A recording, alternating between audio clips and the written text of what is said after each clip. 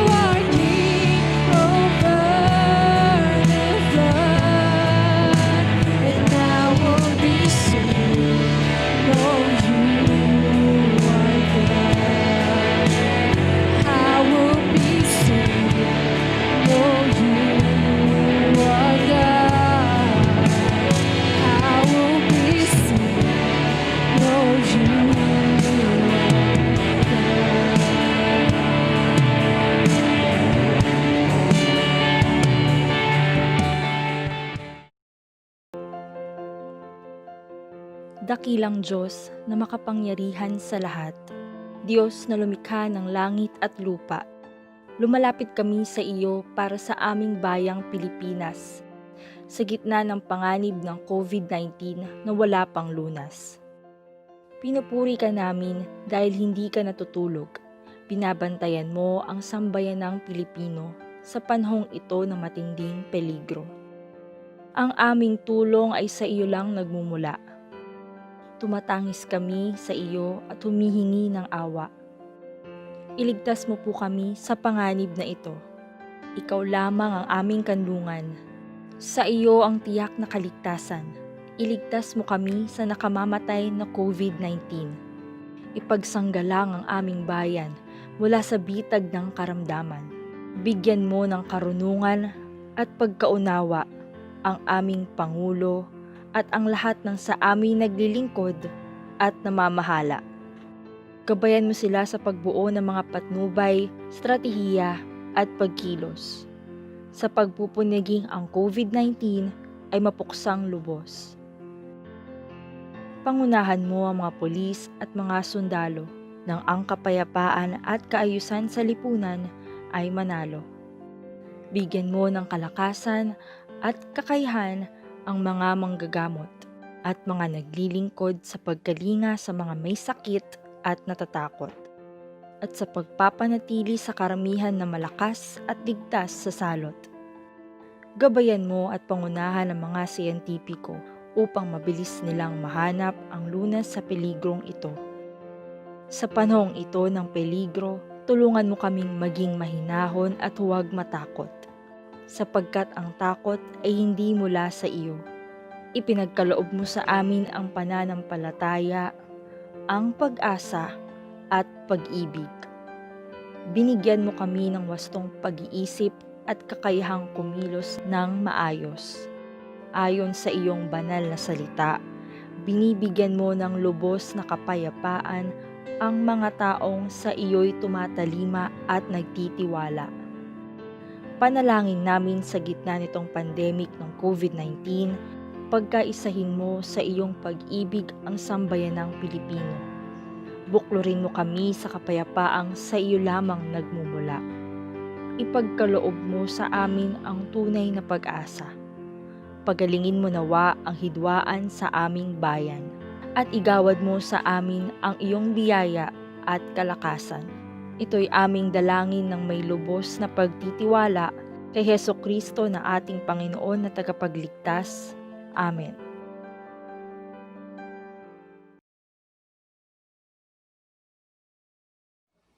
Sa mapagpalang araw po, nais ko pong samahan niyo po ako sa pagbasa po ng salita ng ating Panginoon na matatagpuan sa 2 Korinto 4, 7 hanggang 12 at 16 hanggang 8. 2 Korinto 4, 7 hanggang 12, 16 hanggang 18. Ito po ang sinasabi ng salita ng ating Panginoon.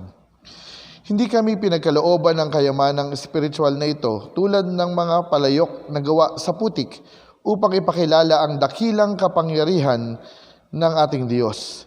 Hindi ito sa amin. Kabi-kabilaan kaming pinahihirapan, ngunit hindi kami nalulupig. Kung minsan ay nababagabag, ngunit hindi kami nawawala ng pag-asa. Inuusig kami, ngunit hindi pinababayaan. Natutumba, ngunit hindi lubusang nailulugmok. Lagi naming taglay sa aming katawan ang kamatayan ni Jesus, upang sa pamamagitan ng aming katawan ay mahayag ang kanyang buhay. Habang kami nabubuhay, lagi kaming nabibingit sa kamatayan, alang-alang kay Jesus, upang sa aming katawang may kamatayan ay maihayag ang kanyang buhay. Kaya't habang nagwawagi sa amin ang kamatayan, nagwawagi naman sa inyo ang buhay. Kaya't hindi kami nasisiraan ng loob, kahit na humina pa ang aming katawang lupa. Patuloy namang pinalalakas ang aming espiritu araw-araw. Ang bahagyang panandaliang kapighatiang dinaranas namin ngayon ay magbubunga ng kagalakang walang hanggan at walang katulad. Kaya't sa paningin namin ay nakatuon sa mga bagay na di nakikita at hindi sa mga bagay na nakikita, sapagkat panandalian lamang ang mga bagay na nakikita at walang hanggan ang mga bagay na hindi nakikita. Pinagpala po ng Panginoon ang pagkabasa ng kanyang mga salita. Tayo saglit na manalangin. Aming Ama, aming Diyos ng makapangyarihan, marami pong salamat sa araw na ito na muli meron kaming pagkakataon, Panginoon, na mag-aral ng inyong mga salita. Mapagpala nito at patuloy na mapalakas, Panginoon. Salamat po sa mga kapatid ko na kasama ko ngayon sa pananambahang ito. Handa na kaming makinig, Panginoon. Kausapin mo kami. Pagpalain mo kami. Dalangin namin, Panginoon, na malayang makakilos ang balanas ng Espiritu sa aming kalagitnaan. Ito po ang dalangin namin sa makapangyarihang pangalan ng aming Panginoong Jesus. Amen. Amen. Kumusta na po kayo?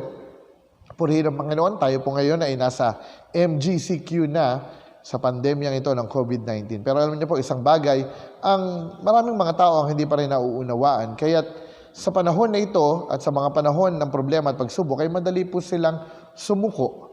Alam niyo po yung katotohanan that life is an endless battle. Ang buhay ay labanang walang katapusan. Habang tayo nabubuhay, ay patuloy po tayong makikipaglaban. At totoo din po ito na sinabi ng salita ng ating Panginoon. At totoo, meron po tayong mga kalaban sa mundong ito. At nung tayo'y nagsuko ng buhay natin sa ating Panginoon, lalo't higit na dagdagan ang ating mga kalaban. Sino nga po ba ang mga kalaban natin sa buhay na ito? Of course, ang unang kalaban po natin nang tayo'y sumunod sa ating Panginoon ay si Satan. Si Satan. At ang layunin ni Satan, wala siyang ibang hangarin kung hindi po tayo ay ilayo sa ating Diyos upang makasama niya na maparusahan ng habang panahon. Satan. Pangalawang kalaban po natin sa mundong ito, hindi lang si Satanas, kundi kalaban din po natin sa mundong ito ay ang sistema ng mundo. Ulitin ko po, ang mundo ay hindi masama. Ang naging masama, bunga ng kasalanan natin ay ang sistema ng mundo. Kaya po hindi natin kailangan baguhin ang mundo. Ang kailangan lang mabago sa tulong at sa kapangyarihan ng ating Panginoong Hesus ay ang sistema ng mundong ito. At dahil tayo na sa ating Panginoon, tayo'y lumalakad, pasalungat sa takbo ng sistema ng mundong ito. Kaya po, nahihirapan tayo, kaya po dumadaan tayo sa mga pagsubok dahil nga salungat ang ating direksyon sa mundong ito. At pangatlo, ang kalaban po natin at isa sa pinaka mabigat po nating kalaban sa mundong ito ay walang iba kung hindi ang ating sarili. Our own desire, ang ating kagustuhan. At madalas, hindi po si Satan ang nagiging sanhi ng ating problema. Hindi po ang sistema ng mundong ito kung hindi po ang ating sariling kagustuhan. Kaya nga sabi ng Apostol Pablo, the spirit is willing, but the body is weak. Nais ng kanyang spirito, ngunit ang kanyang katawan ay mahina. Kasi nga po, ang ating katawan at ang ating spirito ay naglalaban. Ano po? Remember, maging tayo mga mananampalataya, our Christian life is not a playground. It's not even a bed of roses, but it is a battleground. Ang ating pong buhay is a battleground. At sa umaga pong ito, gusto kong ipahayag po sa inyo ang tungkol sa salita ng ating Panginoon kung paano po ba natin mapagtatagumpayan ang labanang ito o laban ng ating buhay sa mundong ito.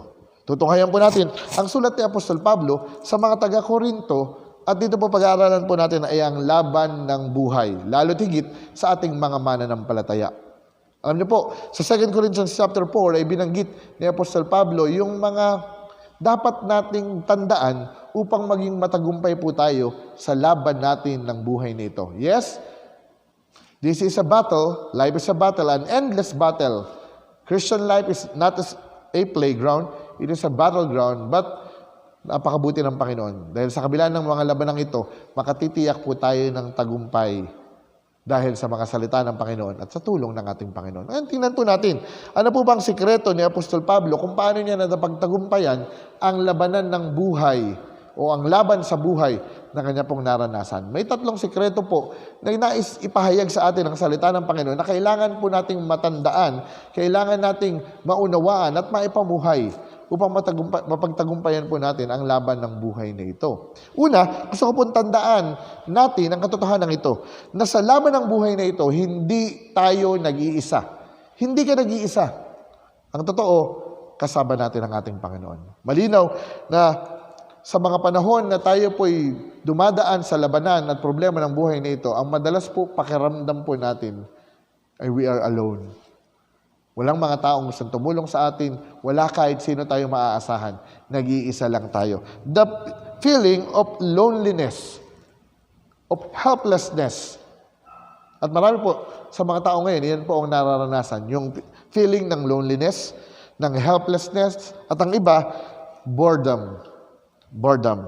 At alam niyo po, yan din po yung naranasan ni Apostol Pablo at higit pa dyan sa kanyang buhay habang isinusulat niya po ang mga sulat na ito sa mga taga-Korinto. Actually, ito po ang kanyang binanggit na kanyang pinagdadaanan o pinagdaanan sa mga taga-Korinto. Sabi po ng verse 8 hanggang verse 9, ito po ang sinabi ni Apostol Pablo, sa bawat panig ay pinagmamalupitan kami. Kami ay nililito, kami ay pinag-uusig, kami ay inilulugbok. Wow! Napakahirap po ng pinagdadaanan at pinagdaanan ni Apostol Pablo. Biruin nyo, sila ay pinagmamalupitan, sila ay nililito, sila ay pinag-uusig, at sila ay inilulugbok.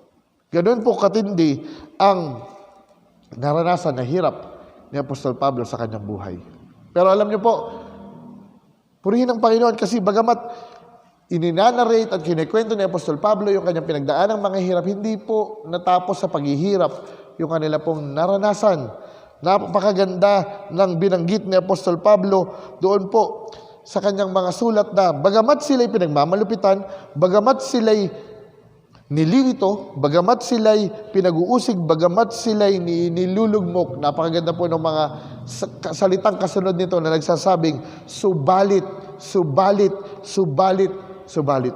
Napakaganda ng katagang subalit pero dadapwat. Bakit po? Dahil ang katagang ito ay nagpapakita na ang susunod na mga salita ay ang kabaliktaran ng mga unang nasabing mga salita. Tingnan niyo po ang sinabi ni Apostol Pablo. Ang sabi niya, bagamat may pagsubok, bagamat kami pinagmamalupitan, subalit hindi kami nadudurog. Yes, kami nililito. Subalit hindi kami nawawalan ng pag-asa. Oo, pinag-uusig kami. Pero subalit, dadapwat, hindi kami pinababayaan. Oo, inilulugmok kami.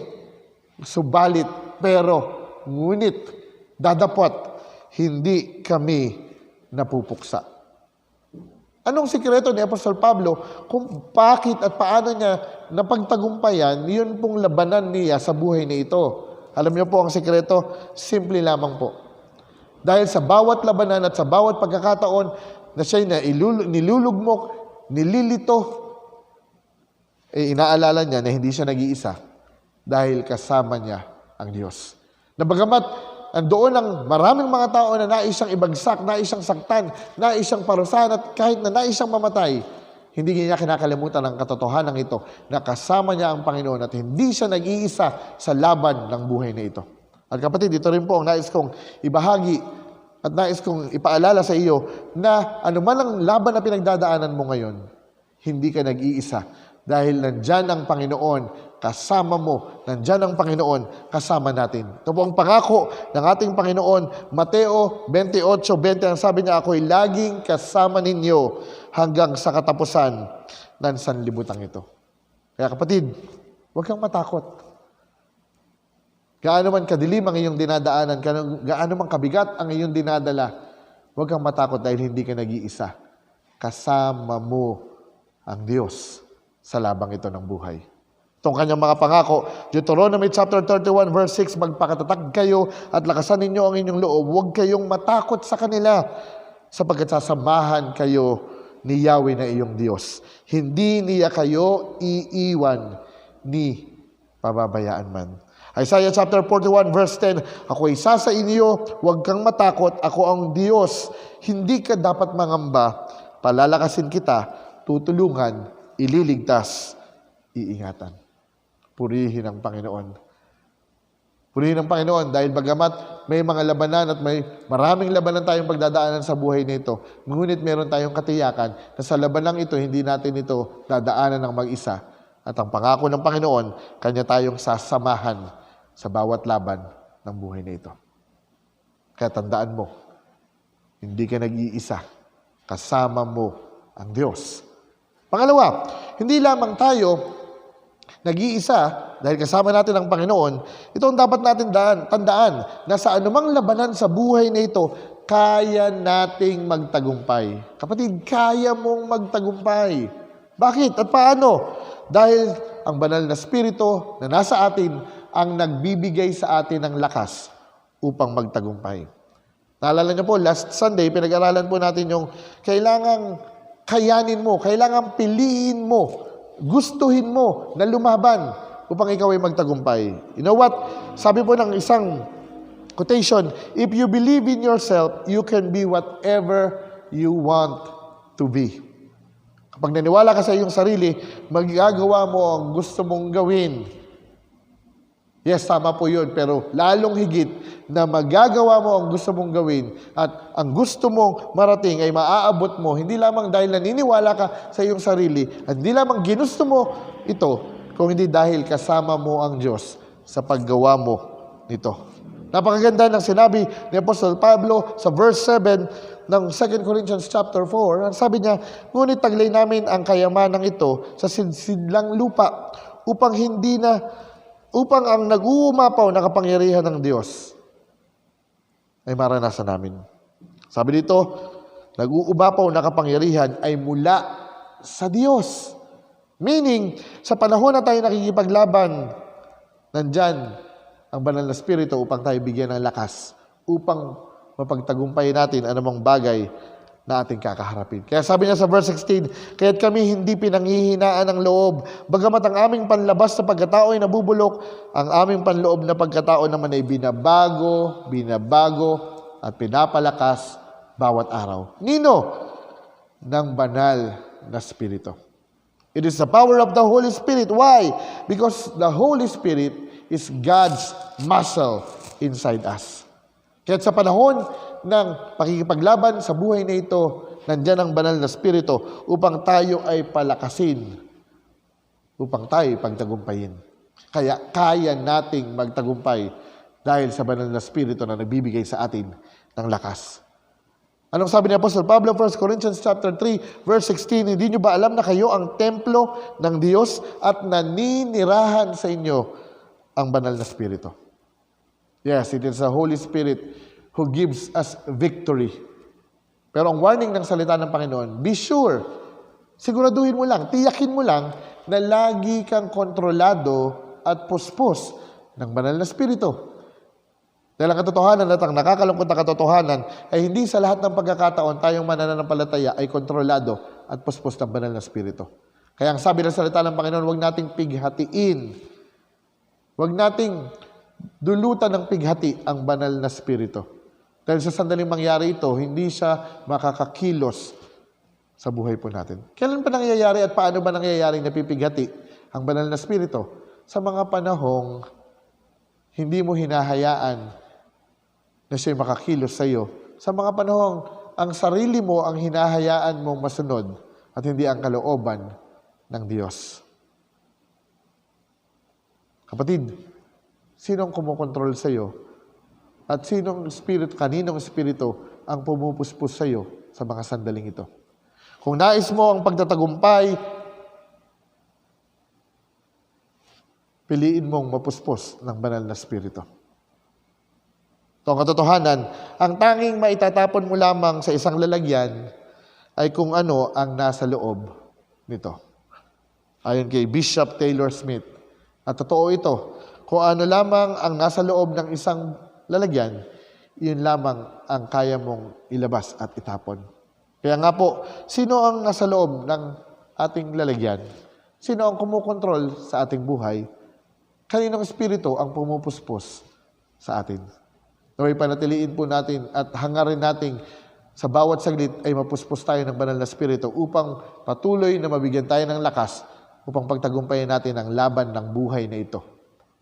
Pangatlo at huli, hindi lamang po tayo nag-iisa dahil kasama natin ang Diyos at kaya nating magtagumpay dahil sa lakas na ibinibigay ng banal na espiritu, tandaan po natin ang ating pag-asa. Ang tunay nating pag-asa sa buhay na ito, Hindi ito sa anong mga bagay na meron tayo. Hindi ito sa anumang narating natin sa buhay na ito. Ang tunay na pag-asa natin sa buhay na ito ay nasa ating Diyos na buhay na ating pinaglilingkuran, ating sinasamba.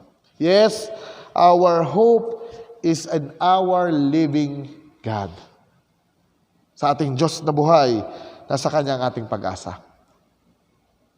Tingnan niyo po, ang sabi ni Apostol Pablo sa verse 17, ito ang katotohanan na nagbibigay sa kanya ng pag-asa.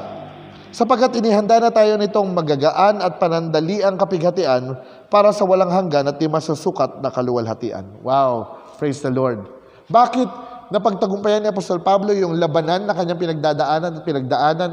Dahil sa kanyang kaisipan na nakatutok sa pangako ng salita ng ating Panginoon. Na nagsabing, ano man ang pinagdadaanan po natin, ito man ay mabigat, ito may magaan. Sabi niya dito, ito'y panandalian lamang. Meaning, this pandemic, this crisis, these hard times, they all will pass.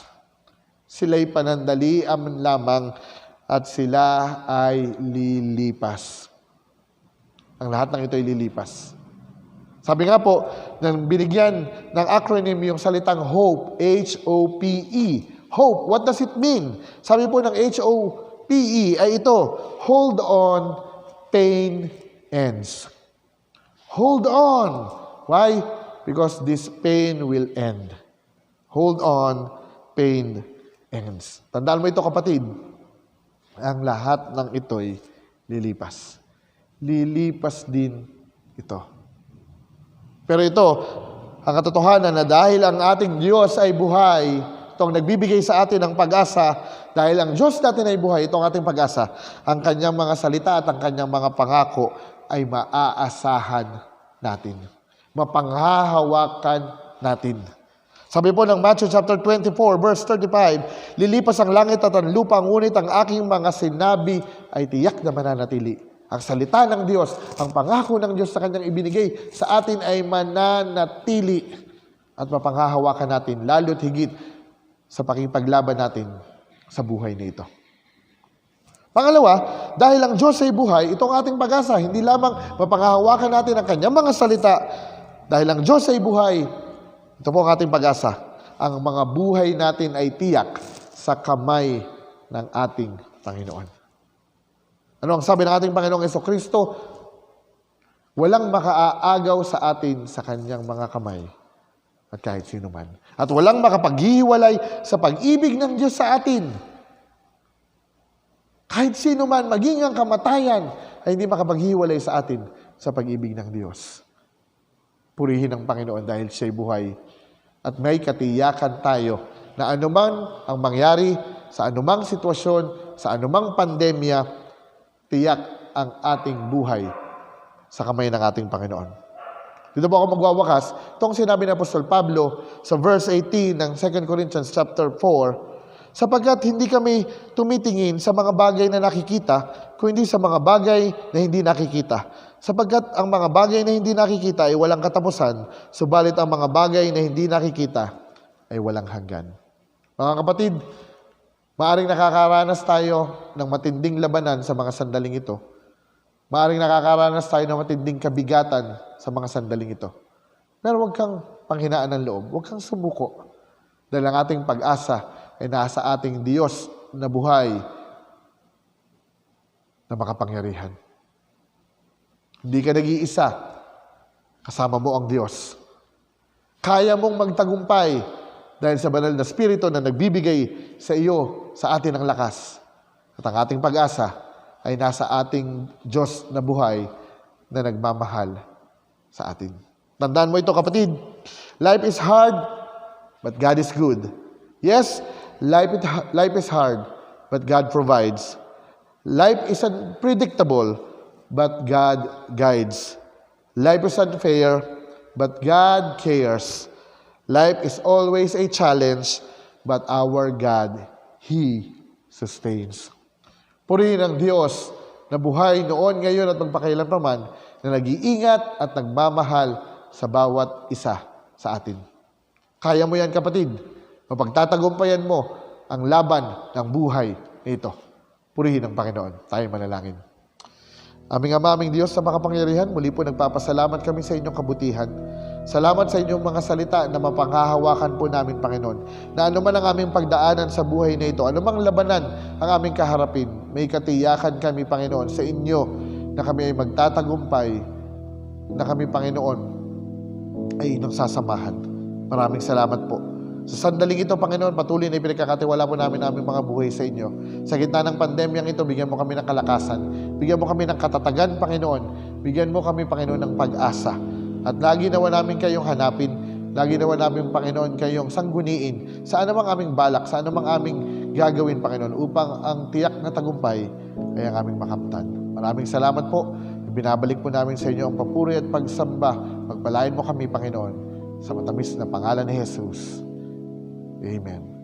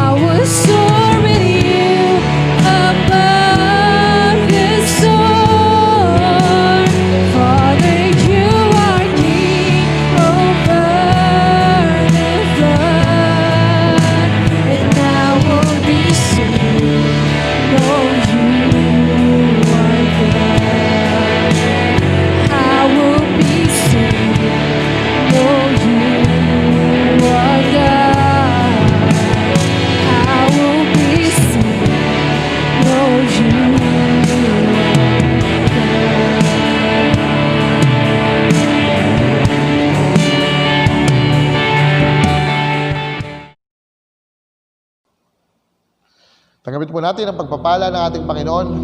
Sumainyo nawa ang pagpapala at ang biyaya ng ating Diyos. Sumakanya nawa ang kapurihan, kaluwalhatian at kapangyarihan, noon, ngayon at magpakailanpaman, sa pangalan ng Ama, ng Anak at ng Banal na Espiritu. Amen.